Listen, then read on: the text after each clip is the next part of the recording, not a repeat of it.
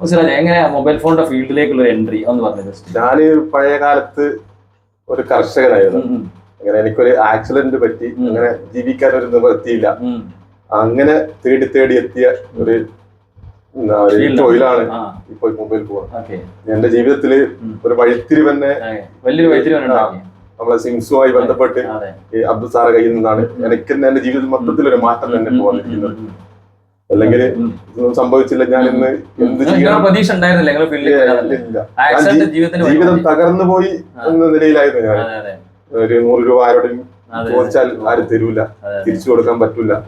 അങ്ങനെ ഒരു ഞാന് നിങ്ങളെ ഈ ഫീൽഡിലൂടെ നിങ്ങൾ എന്നെ പഠിപ്പിച്ചെന്ന് എന്നും ഞാൻ നിങ്ങളോട് കടപ്പെട്ടിരിക്കുന്നുണ്ട്. അങ്ങനെയാണ് ഞാൻ ഇന്ന് നിലയിലെത്തി. പക്ഷെ നമ്മുടെ സ്റ്റുഡൻസിന്റെ ഇടയിൽ വളരെ വ്യത്യസ്തമായ വിഷയം ഉണ്ടായിരുന്നു. കാരണം എന്താ വെച്ചിട്ടുണ്ടെങ്കിൽ എല്ലാവരും സോഫ്റ്റ്വെയർ ഒക്കെ ചെയ്യുമെങ്കിലും സോഫ്റ്റ്വെയർ എല്ലാവർക്കും ചെയ്തു കൊടുക്കുന്ന ഒരു അൺലോക്ക് ചെയ്യുന്ന ഒരു വെബ്സൈറ്റ് ഒക്കെ തുറക്കുന്ന ഒരു വ്യത്യസ്തമായ ഫീൽഡിലേക്ക് എങ്ങനെ സിറാജ് പിന്നെ തിരിഞ്ഞു പോയത്? അത് ആ കോവിഡ് കാലഘട്ടത്തില് പിന്നെ നമ്മള് സ്ഥാപനം ചെറിയൊരു ഷോപ്പ് തുടങ്ങി മാനന്തവാടി. അത് പെട്ടെന്ന് അടഞ്ഞുപോയി. അപ്പൊ പിന്നെ എന്ത് ചെയ്യും എന്ന് പറഞ്ഞ് ഇങ്ങനെ വേവലാതിപ്പെട്ടിരിക്കുമ്പോഴാണ് എന്തുകൊണ്ട് നമുക്ക് ഫോണുകൾ ഓൺലൈനിലൂടെ സോഫ്റ്റ്വെയർ ചെയ്ത് കൊടുത്തുകൂടാ. അങ്ങനെ ഒരു ആശയത്തിലൂടെ ചെയ്താണ് ഇപ്പോൾ ഈ നിലയിലേക്ക് എത്തിയത്. മൊബൈൽ ഫോൺ സോഫ്റ്റ്വെയർ വിദേശത്ത് നിന്നുള്ള അടക്കമുള്ള കസ്റ്റമേഴ്സ് ഉണ്ട്, ഒരുപാട് ആളുണ്ട്. GSM SR എന്നാണ് വെബ്സൈറ്റിന്റെ പേര് അല്ലേ? ഓക്കെ. അത് സിറാജ് ഓപ്പറേറ്റ് ചെയ്യുന്ന സിറാജിന്റെ റൂമിൽ ഇരുന്നിട്ടാണ്, വീട്ടിൽ തന്നെ ഇരുന്നിട്ടാണ്. ഷോപ്പൊക്കെ ഉണ്ടായിരുന്നു, ഇപ്പൊ റൂമിൽ തന്നെ ഇരുന്നാണ് അത് ഓപ്പറേറ്റ് ചെയ്തുകൊണ്ടിരിക്കുന്നത്. പക്ഷേ ലോകവ്യാപകമായി സിറാജിന് ഒരുപാട് കസ്റ്റമേഴ്സ് ഉണ്ട്. കേരളത്തിൽ തന്നെ ഒരുവിധ ടെക്നീഷ്യൻസ് ഒക്കെ അറിയുന്ന ഒരാളുകൂടിയാണ് സിറാജ്. ഓക്കെ. സിറാജ്, നമ്മളെ സിംസിൽ ആ തുടക്കകാലത്തിലെ സോഫ്റ്റ്വെയർ പരിജ്ഞാനം തന്നെയാണോ അതിന് വേണ്ടിയിട്ട് ഉപയോഗിച്ചത്? അതെ, തുടക്കം എപ്പോഴും നമ്മൾ പഠിക്കുന്ന സ്ഥാപനത്തിൽ നിന്നാണ് നമുക്ക് തുടക്കം. പഠിക്കുമ്പോൾ കമ്പ്യൂട്ടർ എങ്ങനെ ഉപയോഗിക്കും എന്നറിയാത്ത ഒരാളാണ് ഞാൻ.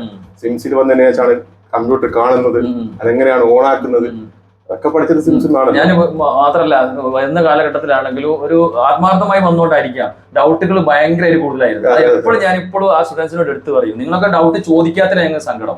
കുട്ടികളൊന്നും ഡൗട്ട് ചോദിക്കില്ല, കുട്ടികൾ ക്ലാസ്സിൽ ഇങ്ങനെ കേട്ടിരിക്കാന്നല്ലാണ്ട് അവർ ഡൗട്ട് ചോദിച്ച് പഠിക്കുന്നില്ല എന്നുള്ള വിഷമം. അപ്പോഴൊക്കെ ഞാൻ എന്റെ പേര് എടുത്ത് പറയും. പക്ഷെ ഞാൻ വീട്ടുകാരെ നിർബന്ധത്തിന് എല്ലാവരും പഠിക്കും. ഞാനൊരു ആവശ്യക്കാരനായിരുന്നു, എനിക്കൊരു ജീവിക്കാൻ ഒരു മാർഗം തേടി വന്ന ആളല്ലേ. അപ്പൊ ഞാൻ എന്റെ മനസ്സിന്റെ ഉള്ളിൽ നിന്ന് ഓട്ടോമാറ്റിക് വന്നതാണ്.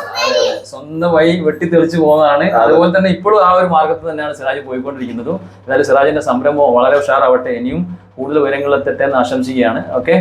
ഒപ്പം നമ്മളെ സിംസിന് വേണ്ട സപ്പോർട്ടുകളും കാര്യങ്ങളൊക്കെ അതും തരിക ഇനി മുന്നോട്ടേക്ക്. ഓക്കെ, തീർച്ചയായും. GSM SR എന്തെല്ലാം സർവീസുകൾ നമുക്ക് ലഭിക്കും, ടെക്നീഷ്യൻസിന് എന്തെല്ലാം ഉപകാരമാണ് GSM SR കൊണ്ടുള്ളത് എന്നുള്ളത് ചുരുക്കി ഒന്ന് വിശദീകരിക്കും. സിറാജ് ഒന്ന് പറയാം എന്താ സംഭവം? ഇപ്പൊ നമുക്ക് സോഫ്റ്റ്വെയർ ചെയ്യണമെങ്കിലൊക്കെ ടൂളുകൾ ആവശ്യമുണ്ട്. ഒരുപാട് അൺലോക്ക് ടൂള്, അതുപോലെ തന്നെ EFT, ഇതൊക്കെ നമുക്ക് റീചാർജ് ചെയ്യും. പിന്നെ ഓൺലൈനിൽ കൂടെ ഇതിന്റെ ഓതന്റിക്കേഷൻ പർച്ചേസിന്റെ ഒക്കെ ആവശ്യമുണ്ട്. അതുപോലത്തെ സേവനങ്ങൾ. ഇതിലിപ്പം സാംസങ് FRP ഒക്കെ നമുക്ക് IME നമ്പർ വെച്ചിട്ടാണ് സെർവർ വഴി അൺലോക്ക് ചെയ്യുന്നത്. അങ്ങനെയുള്ള സേവനങ്ങൾ. പിന്നെ ബോർണിയോ, പിന്നെ ZXW, ES Touch, ഇങ്ങനെ ഒരുപാട് സിസ്റ്റമാറ്റിക് നോക്കുന്ന ടൂളുകൾ പർച്ചേസ് ചെയ്യാം. അതെ, നമുക്കൊരു ആമസോൺ, ഫ്ലിപ്കാർട്ടിൽ നിന്നൊക്കെ നമ്മള് പർച്ചേസ് ചെയ്യൂലേ, അത് സിസ്റ്റത്തിൽ തന്നെ നമുക്ക് ഈ സംവിധാനത്തിൽ കൂടെ GSM SR തന്നെ സർവറിൽ കൂടെ രജിസ്ട്രേഷൻ ചെയ്ത് ലോഗിൻ ചെയ്ത് അതിന് റീചാർജ് ചെയ്ത് കഴിഞ്ഞാൽ നമുക്ക് പർച്ചേസ് ചെയ്തെടുക്കാം. പിന്നെ ആപ്പിൾ പ്രൊഡക്റ്റിന് എന്തെങ്കിലും സപ്പോർട്ടാണ് അതിനകത്ത്? ആപ്പിളിന്റെ നെറ്റ്വർക്ക് സംബന്ധമായ അൺലോക്ക് കാര്യങ്ങൾ. ഇപ്പം iPhone 6s മുതൽ X വരെ ക്ലൗഡ് ബൈപ്പാസ് സർവീസുകളുണ്ട്. പിന്നെ അതുപോലെ തന്നെ നമ്മളെ പിന്നെ ഐപാഡിന്റെ ഒക്കെ വൈഫൈ, ബ്ലൂടൂത്ത് ഡാറ്റകൾ മിസ്സായി പോയി കഴിഞ്ഞാൽ ആക്ടിവേറ്റ് ആവാത്ത പ്രശ്നങ്ങളുണ്ട്. അതൊക്കെ പർച്ചേസ് ചെയ്തെടുക്കാം. ഒരുപാട് ആയിരക്കണക്കിന് സർവീസുകൾ വെബ്സൈറ്റിൽ ലഭ്യമാണ്. ആയിരക്കണക്കിന് സർവീസുകൾ. ഒരു ഭാവി പരിപാടി മുന്നോട്ടേക്ക് ഇതിനെ ഒന്ന് ഡെവലപ്പ് ചെയ്തെടുത്ത് മുന്നോട്ട് പോകാനാണ് നമ്മൾ ആഗ്രഹിക്കുന്നത്. ഒരുപാട് കാര്യം ഓട്ടോമേറ്റഡ് ആണ് ഇപ്പൊ അല്ലേ? ഓട്ടോമേറ്റഡ് ആണ്. അപ്പം ഒരു ഓർഡർ നമ്മൾ എടുത്തു കഴിഞ്ഞാൽ ഇപ്പൊ സർവർ അമേരിക്കയിൽ വർക്ക് ചെയ്യുന്ന സൈറ്റ് സെർവർ ആണെങ്കിൽ നമുക്ക് നിമിഷ നേരങ്ങളിൽ നമുക്ക് റിപ്ലൈ കിട്ടും. അത് ഓട്ടോമേറ്റഡിന്റെ സംവിധാനങ്ങളാണല്ലോ.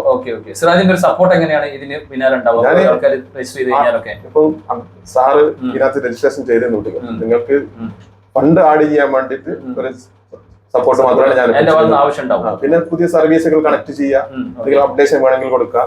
പിന്നെ ഇതെല്ലാവർക്കും ഒരുപോലെ അറിവുണ്ടാവില്ലല്ലോ. അറിവില്ലാത്ത ആൾക്കാർ നമ്മൾ കോൺടാക്ട് ചെയ്താൽ നമ്മൾ വാട്സപ്പ് വഴി, ടീം വ്യൂർ വഴിയോ നമ്മൾ ചെയ്തു കൊടുക്കും. എല്ലാ സപ്പോർട്ടും. ഒന്നും അറിയാത്ത ഒരാളെ നമ്മൾ കോൺടാക്ട് ചെയ്താലും അയാളെ നമ്മൾ സോഫ്റ്റ്വെയർ സംബന്ധമായ എല്ലാ കാര്യങ്ങളും